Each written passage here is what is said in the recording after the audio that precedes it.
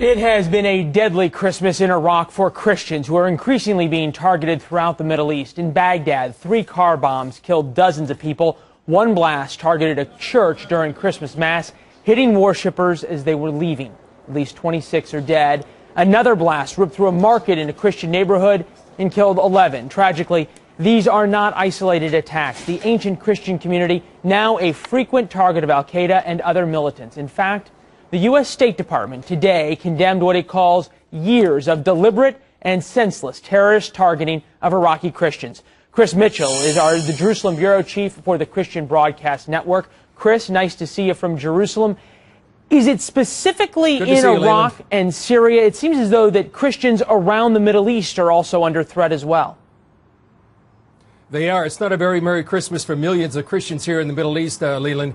You know, you could say that to describe it what it's like for Christians in the United States or just anybody around the world, if you wore a Santa hat, you could be killed. If you put up Christmas decorations, you know, you could be subject to an attack. Or if you were waiting in line for midnight mass, you're really putting your life in the line.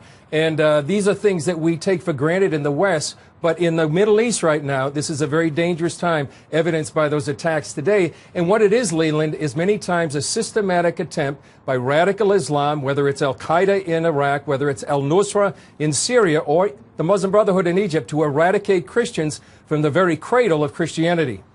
You talk about that. Obviously, Syria is a complete mess. Iraq has its own sectarian violence problems. But you think about Egypt. There is a military there. There is a lot of U.S. money there. $3 billion or so in U.S. military aid goes there depending on the year.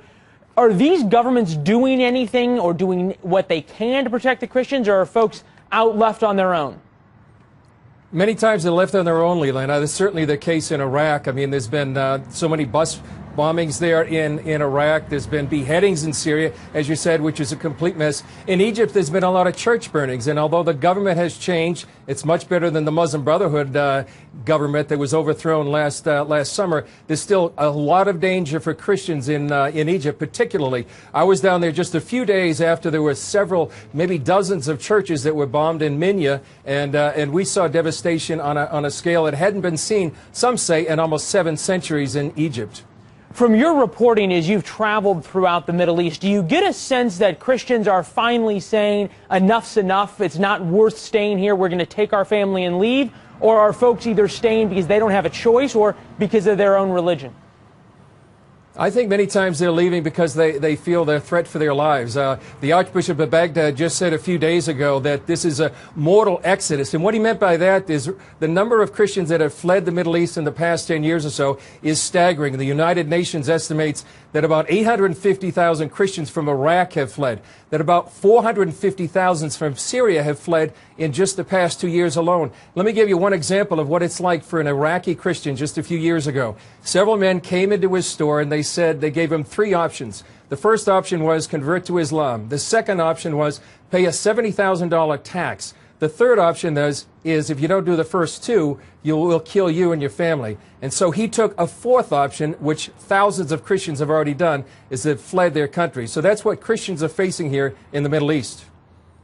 Chris Mitchell, live from our Jerusalem bureau. You know, there is an Arabic saying that goes something along the lines of this: I have 2 choices, both of which are bitter, which is really what Christians there in the Middle East are facing right now. Chris, thanks so much for joining us. Merry Christmas there, as it is nightfall in Jerusalem. James.